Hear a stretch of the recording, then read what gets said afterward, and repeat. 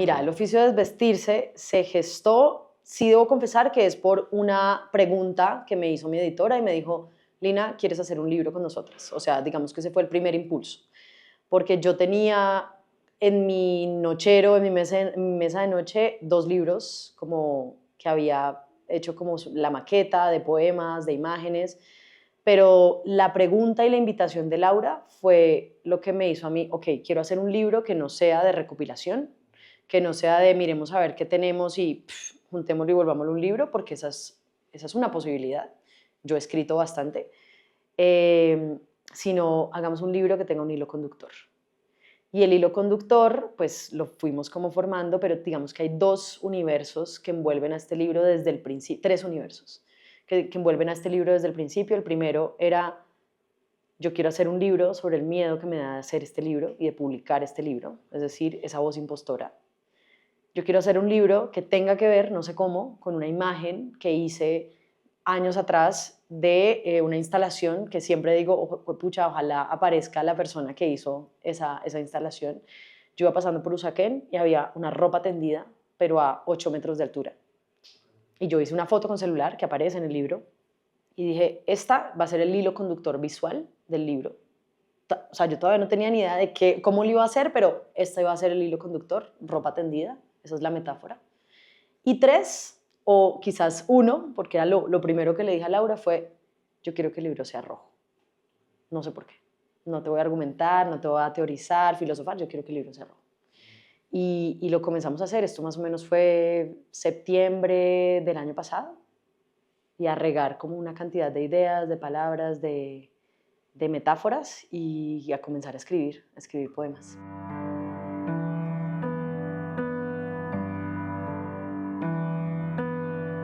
Una metáfora como de todas las versiones que le habitan, pues que me habitan, que habitan a la voz de una mujer y que habitan un cuerpo. Entonces, como que para mí la ropa servía como metáfora de todas las mujeres que he sido y eso representado en cuando he usado tacones porque me ha tocado usar tacones para parecer algo, cuando he usado lo que para mí a los 13 años significaba, por ejemplo, usar Converse, que era yo soy alterna, yo pienso, soy una, o sea, los estereotipos desde las prendas que nos ponemos.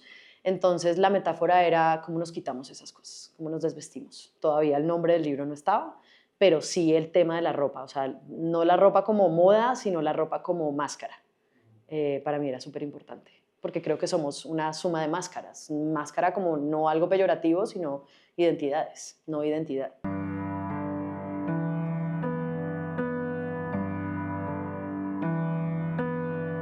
El título sale de un poema de María Mercedes Carranza. A mí me invitan en febrero a la versión pequeña de lo que fue luego la exposición grande de María Mercedes Carranza, y ahí recuerdo, porque yo amo a María Mercedes Carranza, y recuerdo que existe ese poema, que es El oficio de vestirse. Entonces es un poema en el que ella comienza a ponerse todo, a ponerse sus ideas, a ponerse un sombrero, a ponerse sus valores, a ponerse un montón de cosas. Y cuando yo volví a leer ese título, yo dije, yo lo que quiero es quitarme todo y dejar como también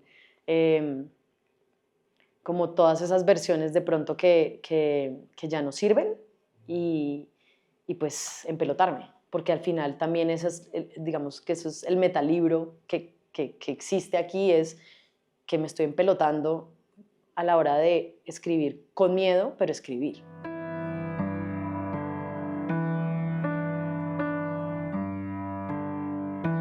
Pues es que claro, es una pelea constante, yo creo, pues dentro ya de la ñoñada de ponerse a leer al respecto del síndrome de la impostora, es una cosa que sobre todo le sucede a mujeres, claro, le pasa a todo el mundo, pero sobre todo nos sucede a las mujeres porque crecimos, y digo yo como una mujer de los 90s, con unas únicas representaciones de lo que era ser mujer. Entonces tú creces en Cali y a ti te enseñan, o al menos a mí me enseñan en un colegio de monjas, que lo mejor que te puede pasar es que seas bella y que seas pues bien casada.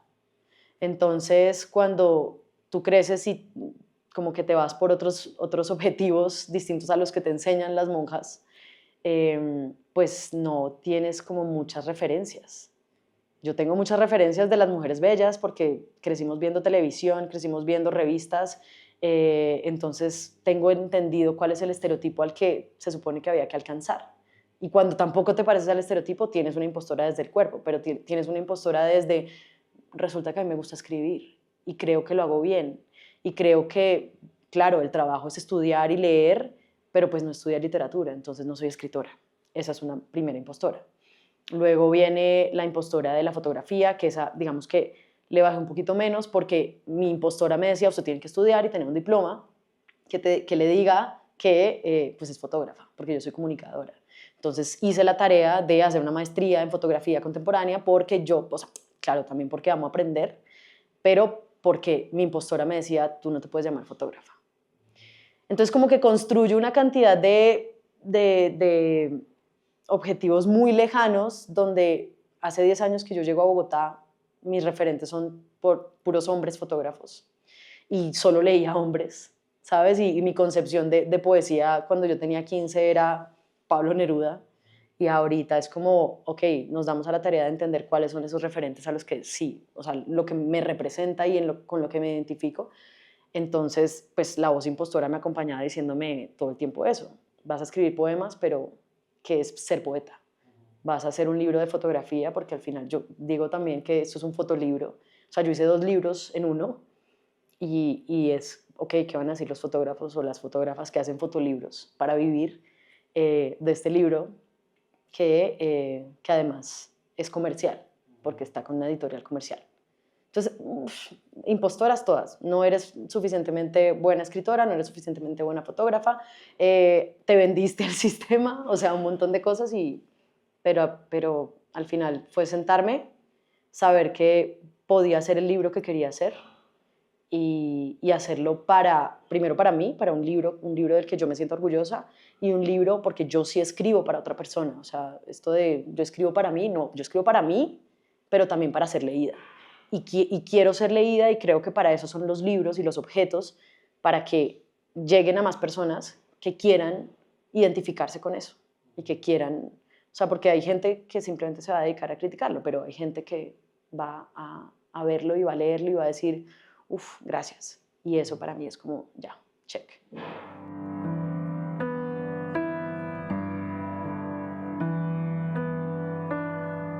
Yo creo que lo primero que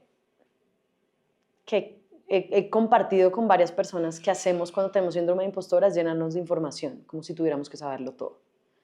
Y creo que esa no debería ser la primera reacción, aunque es lo que pasa. Cuando yo quiero hablar de algo, pues me toca leer sobre las cosas para no sentirme bruta, porque uno de los miedos, por ejemplo, de mi impostora es miedo a parecer tonta, que es una página, por ejemplo, también que está ahí en el libro, miedo a parecer tonta.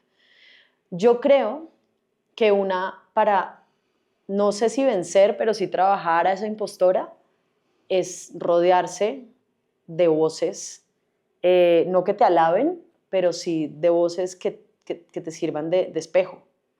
Y cuando estés teniendo una cantidad de voces impostoras que te dicen un montón de cosas, tú tener ese grupo, en mi caso grupo de amigas y grupo de personas en las que confío para preguntarles y hacerle preguntas a las otras personas sobre cómo me estoy sintiendo. Oye, yo siento, porque eso es lo que pasa, yo siento que dije esto o que estoy escribiendo esto y que es tonto y que está. Entonces creo que es rodearse de personas a las que tú admires, que consideres que tengan buen criterio, que consideres o sea, que son valiosas para no alimentar esa voz impostora y para así alimentar esa confianza que necesitamos.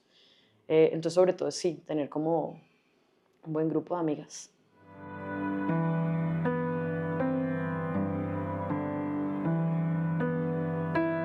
Es que yo creo que hay distintas formas de desnudarse y distintas formas de desvestirse. Entonces, para mí nunca, yo no soy una mujer que le da pena, por ejemplo, hablar en público. Le da nervios, sí, pero no pena. Entonces, para mí, como hablar ante una cantidad de gente o hacer una entrevista, son cosas que por el hecho de que se está ejerciendo una conversación, pues disfruto un montón. También disfruto contar lo que me está pasando, o sea, que ahí no te lo sabría explicar, el por qué soy tan abierta, pero a mí me encanta como contar mostrar mis diarios, por ejemplo. Se supone que los diarios son cosas íntimas, a mí me encanta mostrarlos. Entonces, como que no tengo un lío con eso, no sé si porque yo una vez como que llegamos a una conclusión que era exhibicionista emocional, entonces a mí me gusta, no tengo ningún lío con contar eso, pero yo creo que es el soporte lo que cambia esa desnudez. Y cuando esa desnudez se pone en un libro, que es un libro con el que tú ya no tienes control, sino que es algo que se va a llevar a alguien a su casa, pues intimida más, asusta, y además porque por ese mismo control que tú tienes de pronto, o que yo tengo de pronto sobre hablemos redes sociales, sobre mi Instagram. Yo tengo un control y es que yo te muestro algo y si no quiero, pues lo quito, ¿me entiendes? Y ya. Pero el libro ya no, el libro ya es un objeto cerrado. Y yo no tengo control de qué sucede en la habitación de otra persona cuando lee ese libro.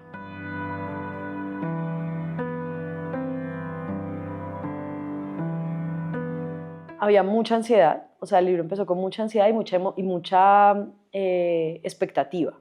Entonces, creo que lo bacano de este libro es que se parece a mi forma de pensar y mi forma de sentir. Y mi forma de sentir es caótica, desordenada, por acumulación. Yo como que compré una carpeta roja en septiembre y dije, aquí va a ir todo lo del libro. Es una carpeta que ya está así de gorda. Y en esa carpeta y en ese cuaderno rojo, porque eran dos cosas, está toda esa emoción. Está no creo que pueda terminar este libro, pero lo voy a terminar.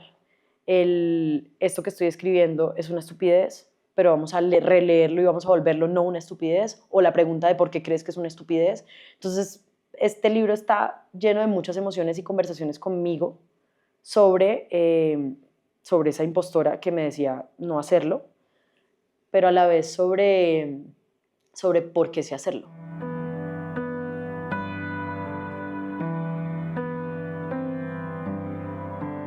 Había un punto final, que era un texto larguísimo, que yo lo escribí como punto final, por ejemplo. O sea, como que yo ya sabía, ya casi estamos. Uno sí siente cuando ya casi está.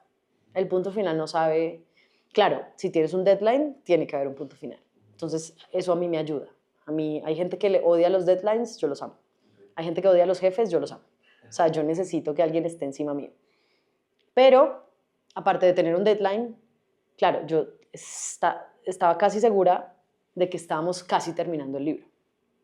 Pero pues tenía que haber un texto final poderoso. Y el texto final que tiene ya existía, ya estaba en esa lista de poemas. Pero el que yo quería que fuera al final, imagínate la impostora. Gracias a Dios uno tiene una editora. Mi texto final era justificando todos los poemas. O sea, yo escribí un texto de 3 páginas, 4 páginas, que no era poema, en el que yo decía, como que pedía perdón, ¿sabes? Como que me excusaba si de pronto estaba siendo incómoda, si de pronto estaba así. Y era como, no, no mamita, usted aquí no va a entrar pidiendo perdón.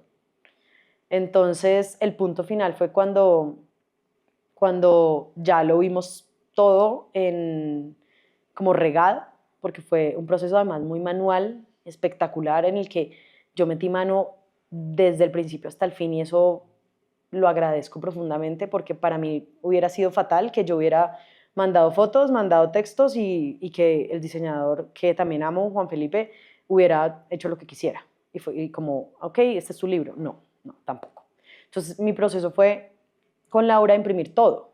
Ok, esto es lo que tenemos. Y cuando lo vimos todo, porque forramos la casa completa, o sea, mi apartamento estaba forrado en páginas, ahí yo como que comencé a ver qué era lo que faltaba. Y por ahí en una semana salieron 3 poemas más, con 3 imágenes más y como el orden de cómo íbamos a cerrar el libro. Y sí sabíamos desde el principio que el libro pues tenía que tener unos altos y unos bajos, como un ritmo, y no todo como empezar mal y terminar bien, sino como te pongo feliz, pero luego te vuelvo loca. El libro no tiene capítulos, pero sí tiene como fragmentos o mini capítulos, por decirlo así, y hay unos en los que yo digo, marica, perdamos aquí el sentido, hay unos textos que son escritura automática pura, y entonces como que yo quería, como la vida, como llevarlo por distintos lugares, pero sí quería que terminara arriba. Y por eso, de hecho, la última página, el punto final, no es el último texto, sino es un texto chiquito que es de una postal que hace muchos años me regaló una amiga que decía, usted es lo mejor que tiene usted. Y es como, grabémonos esto en la cabeza.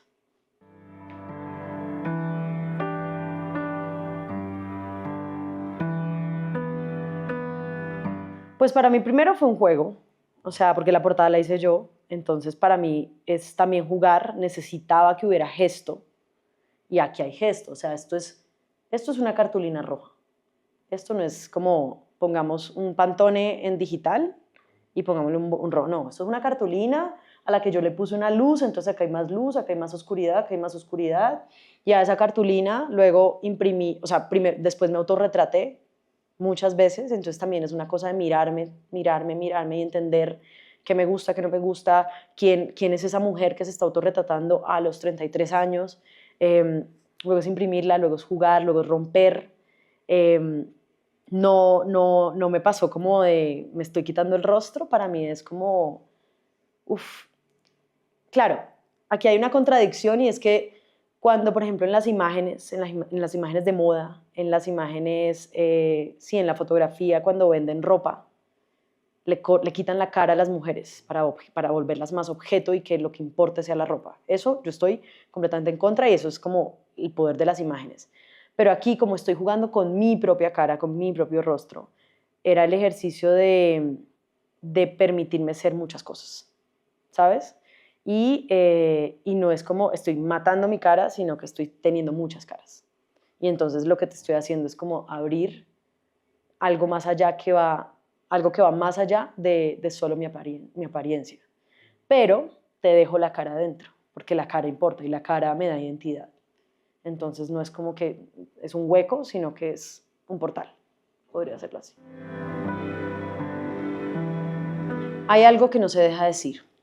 En la despensa tengo las cosas listas para recibir a las invitadas. Para la cena tengo la cena, para la ropa el jabón, para el armario el cuerpo y está el buen tiempo. Ah, el buen tiempo. A ese lo tengo arrinconado mientras le quito las arrugas al lino. La escoba lista para el polvo y las copas que se quebrarán. El sartén listo para el huevo frito, no quemado, no blandito. La casa está limpia y las ideas están sueltas, asustadas. Las ideas que están entre calle y carrera, entre baño y cocina, nada que se dejan alcanzar. Dicen que todavía no, que les falta cocción, están dispersas, revueltas, contenidas, como envueltas en plástico sin querer decir nada. Hay algo que no se deja decir, pero cabe en la llamada telefónica de un tiempo en el que nadie llama. Cabe en la certeza de salir a comprar tinta, pluma, papel. Cabe en el diario sobre la mesa de noche y en las cosas arrinconadas, en los manifiestos que se escriben en los bares viejos mientras llueve y me miras. En encender una vela para inventar compañía, en quemar un elefante de plástico, en imprimir palabras rojas para decirle a un viejo poeta, siéntate aquí, escucha lo que tengo para decir. Hay algo que no se deja decir por miedo a que se diga, por miedo a que salga, a que me abandone, a que sirva para algo o para nada.